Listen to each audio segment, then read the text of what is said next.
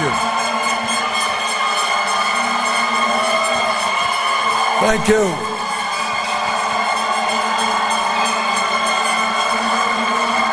Thank you very much.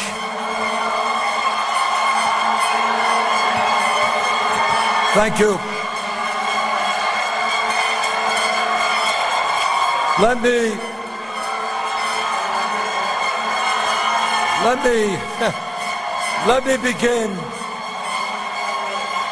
me begin. Well, I'm trying to begin, all right.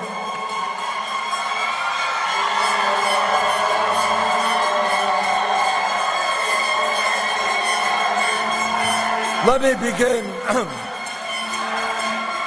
me begin by thanking all of you in this room for your patriotism, for your love of this country, and for doing what too few Americans are doing, and that is standing up and fighting and getting involved in the political process. Thank you all.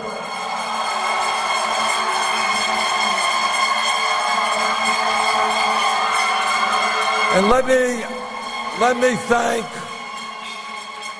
me give a special thanks to my dear friend, Harry Reid, and his wife, Landra, for their decades and decades of service to Nevada and to the people of our country. Harry, thank you so much. And let me just say, as you have heard from Secretary Clinton and Governor O'Malley, this country, in fact, has come a long way in 7 years. It's come a long way because of the leadership of President Obama and Vice President Biden, but also because of the leadership of Harry Reid. Thank you, Harry.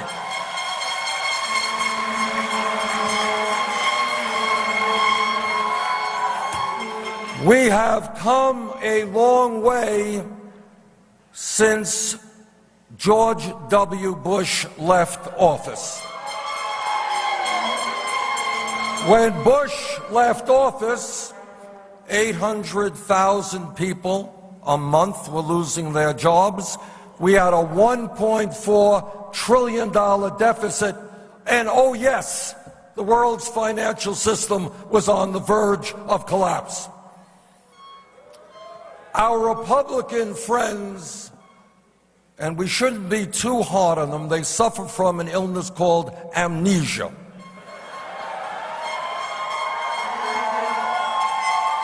They seem to have forgotten the conditions that they left this country in, but we are not going to allow the American people to forget that.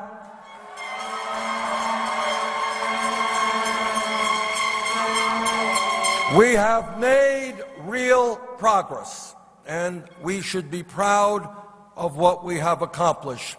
But, and here is the big but, we still have a very, very long way to go to create the kind of country we know we deserve.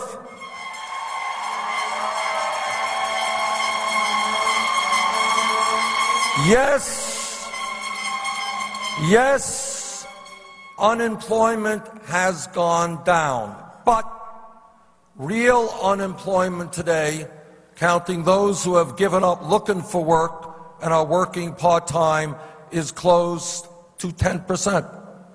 Youth unemployment is off the charts.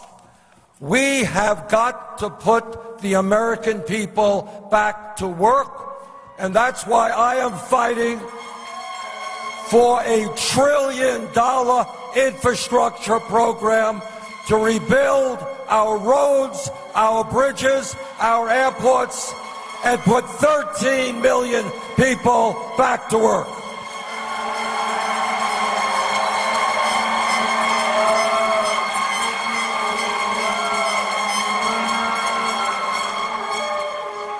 Today in America, let's be clear, the federal minimum wage is a starvation wage. People in Nevada, people in Vermont, People all over this country are working 2 or 3 jobs to try to pay the bills. It is not a radical idea to say that somebody who works 40 hours a week should not live in poverty. We are going to raise the minimum wage to $15 an hour.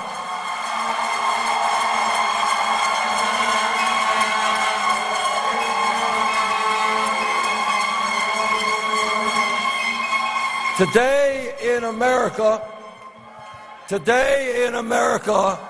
millions of senior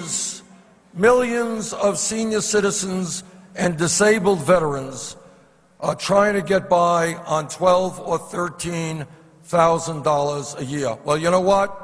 You can't get by on $12,000 or $13,000 a year. My Republican colleagues think that $12,000 or $13,000 a year is too much. They want to cut Social Security. The truth is, we have got to expand Social Security and pay for it by lifting the cap on taxable income.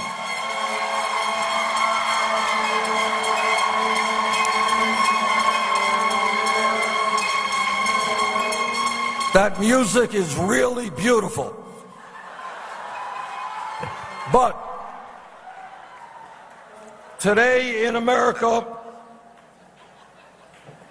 the middle class of this country continues to disappear. Despite a huge increase in technology and productivity, millions of our people are working longer hours for lower wages. And yet today, despite the disappearance of the middle class, we have more income and wealth inequality than at any time since 1928, and it is worse in America than any other major country on earth. It is morally unacceptable that the top 1/10% today now owns almost as much wealth as the bottom 90%. It is wrong that the 10 wealthiest families in America own more wealth than the bottom 50%. It is wrong that 58% of all new income created today is going to the 10%. Here is a radical idea. Here is a radical idea. We're going to create an economy that works for working families, not for billionaires.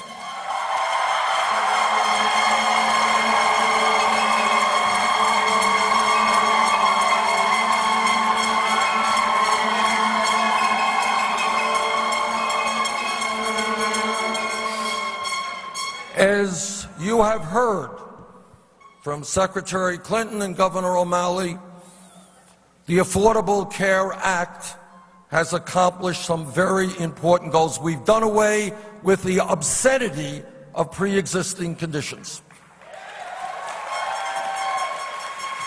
We have added some 17 million more Americans to the ranks of the insured. No small thing. But, and here is the but again, we can do better, we must do better.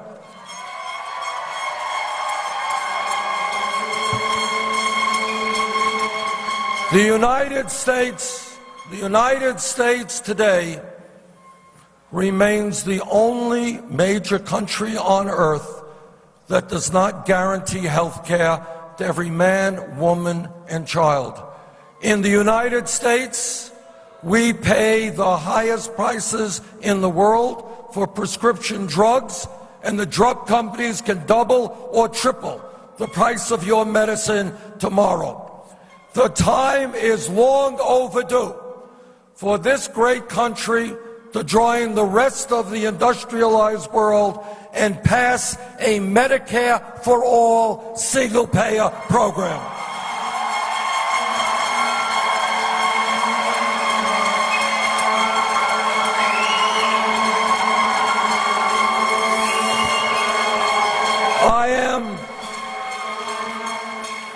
I am a member of the Senate Environmental Committee and the Senate Energy Committee. Harry, thanks for putting me on those committees. And in that capacity, I can tell you that I have talked to scientists not only throughout our country, but throughout the world. And the truth is that climate change is real. It is caused by human activity. It is already doing devastating harm in our country and around the world. Now, the Koch brothers and the fossil fuel industry may not like it, but the time is now, for the sake of our children and our grandchildren, to transform our energy system away from fossil fuel to energy efficiency and sustainable energy.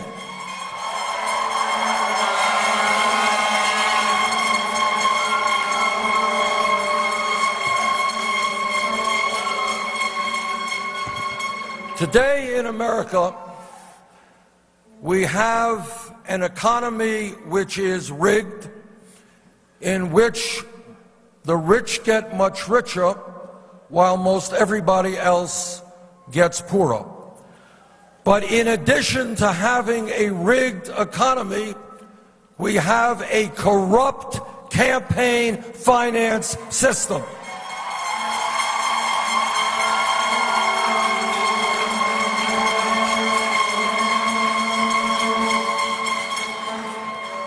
And what that means is that as a result of this disastrous 5-4 Supreme Court decision, super PACs are popping up all over the political landscape, and millionaires and billionaires are in the process of buying elections. That is not what democracy is about. That is what oligarchy is about. And we are going to end oligarchy in this country.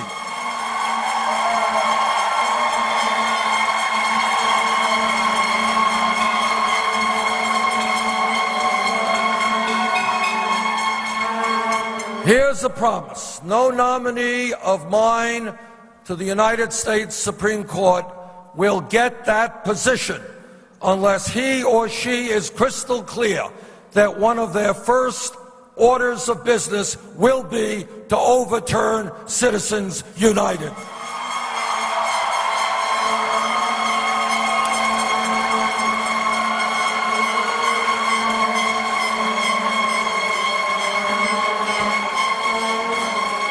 I am very proud to be the only Democratic candidate for president who does not have a super PAC.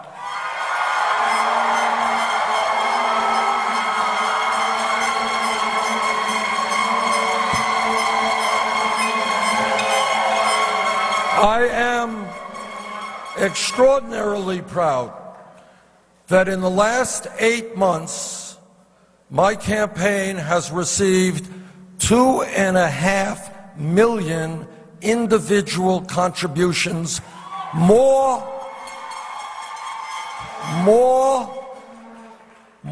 than any campaign in the history of the United States of America.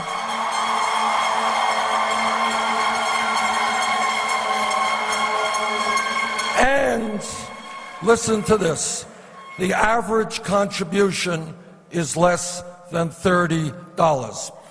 What we are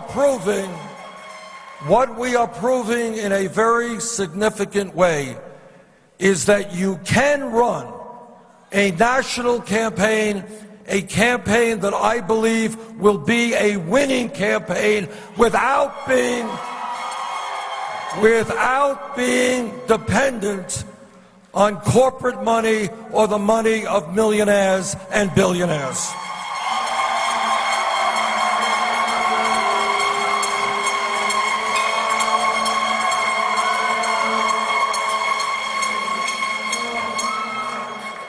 Today, we have got to recognize a very unpleasant but true fact, that I'm the only candidate for president who will tell you this.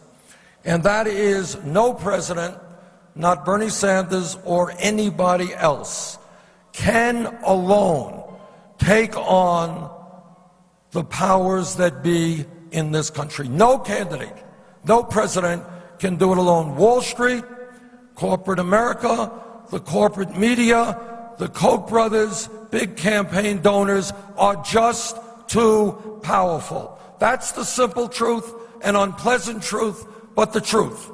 And that is why, in my campaign, what we are talking about is not just electing a president, we are calling for a political revolution.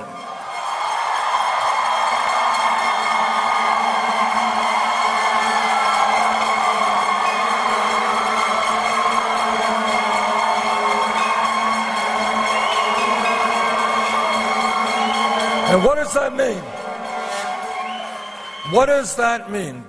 What it means is that we will not succeed as a nation unless tens of millions of people, many of whom who have given up on the political process, many of them who no longer have faith in Washington, many of whom no longer vote.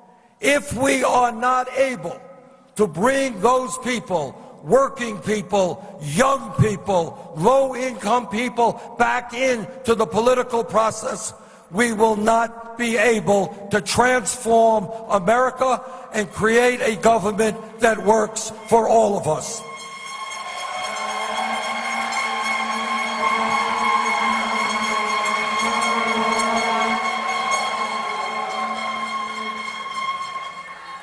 Thanks.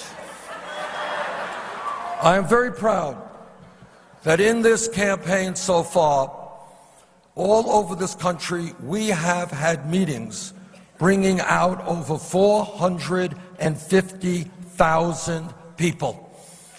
That all over this country, young people and working people are now standing up and are fighting back against a rigged economy and a corrupt political system.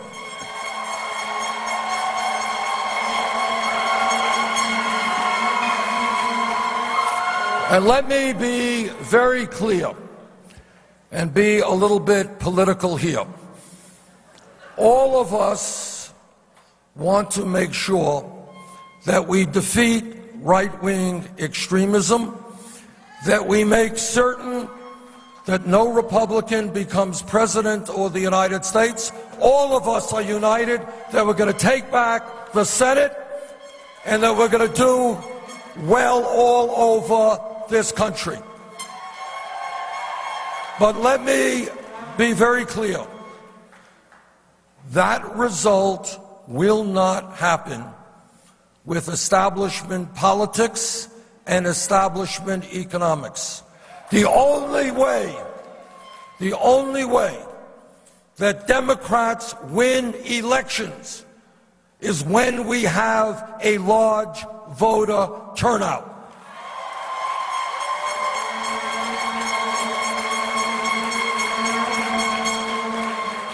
Republicans win as they did last year, when people are demoralized, when people give up on the political process. What we need in this campaign is energy, we need youth, we need working people, we need a Democratic Party. We need a Democratic Party that makes it clear to every worker in this country that we are on their side and we're prepared to take on the billionaire class.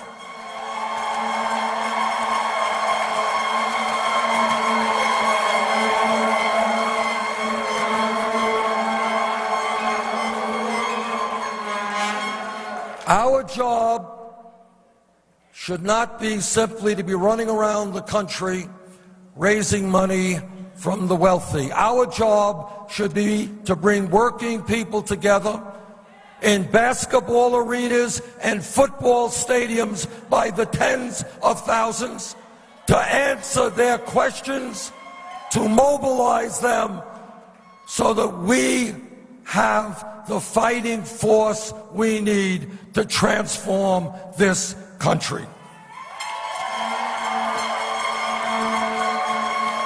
But we will not accomplish that goal unless the middle class and working families of this country know in their hearts that we are on their side.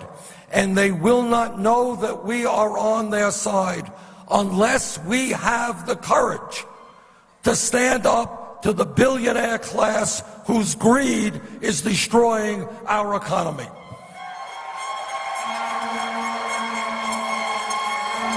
And that is why I have introduced legislation that takes on the most powerful special interest in the United States of America. And that is the need to break up the huge financial institutions on Wall Street.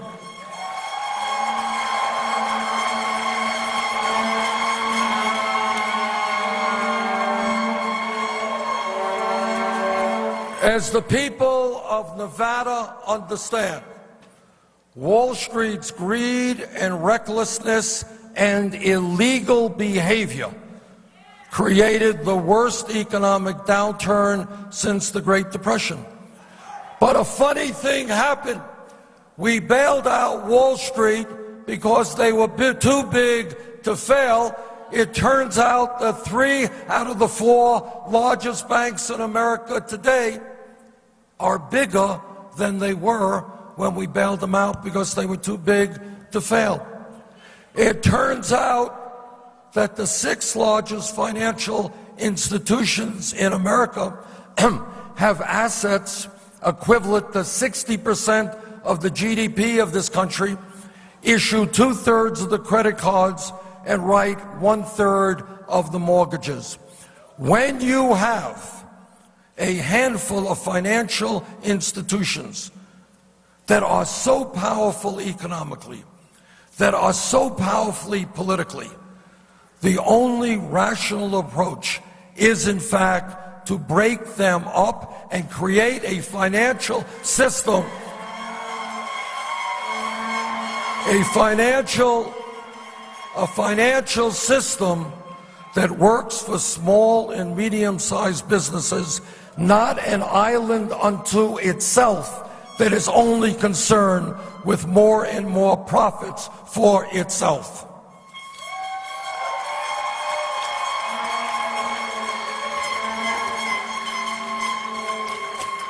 I am the ranking member of the Senate Budget Committee, and I will tell you what the Republican budget is about.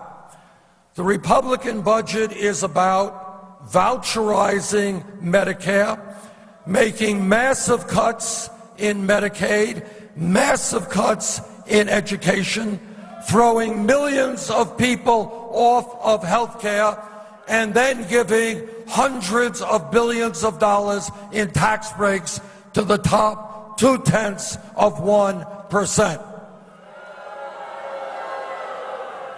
That is a budget and that is a political party that must be thrown out of office.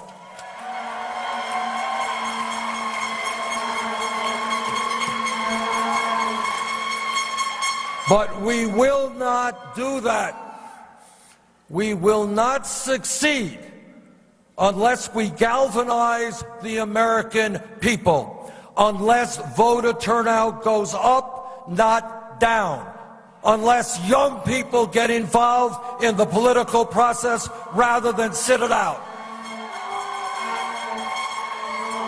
So what this campaign is about is bringing millions of people into the political process in a way that we have not seen in many, many years.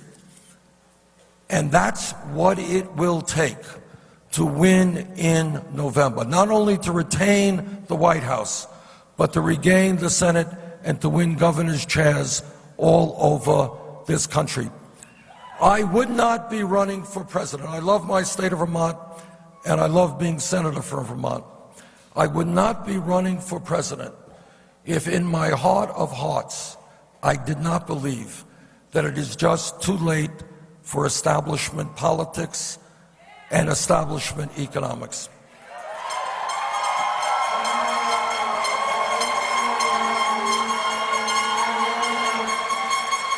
It is not easy, I know that, and it makes people very nervous when we talk about a political revolution. But here's the truth. No change that has ever come in this country has occurred from the top down. It has always been from the bottom on up.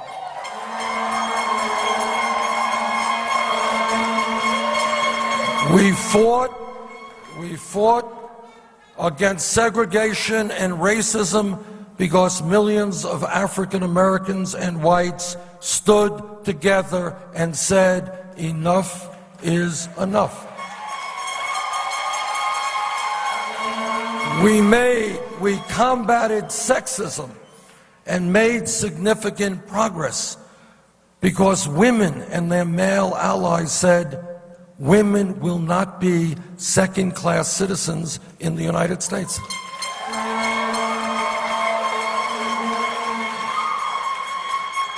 Unions in the 20s and the 30s grew to become a fighting and powerful force because from the bottom on up, workers stood together and demanded the right for collective bargaining. We have made significant progress in the struggle for gay rights because the gay community and their straight allies said people in America must have the right to love those who they want.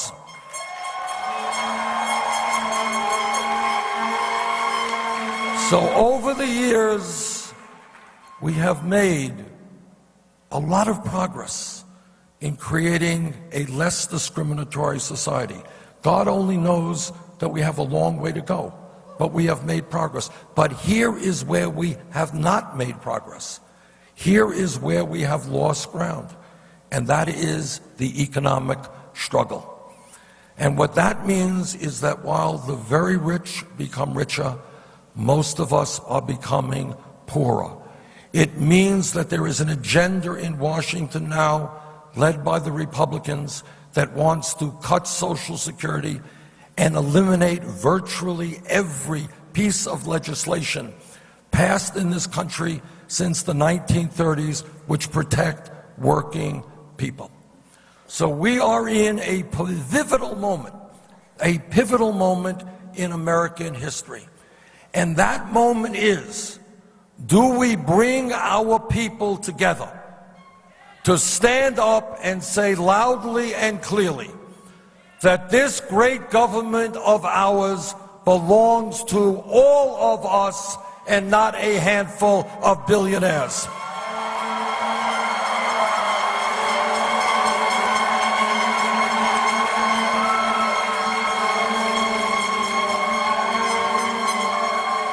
That the democracy that so many brave men and women gave their lives to defend is not going to be undermined by Citizens United and super PACs. That is the struggle that we are in right now, and it is a very difficult struggle. Taking on the Koch brothers, taking on the corporate media, taking on Wall Street is not an easy struggle. They have unlimited sums of money. They have incredible power. But we have something that they do not have. And that is when the people stand together, there is nothing that we cannot accomplish. And that is what this campaign is about. Thank you all very much.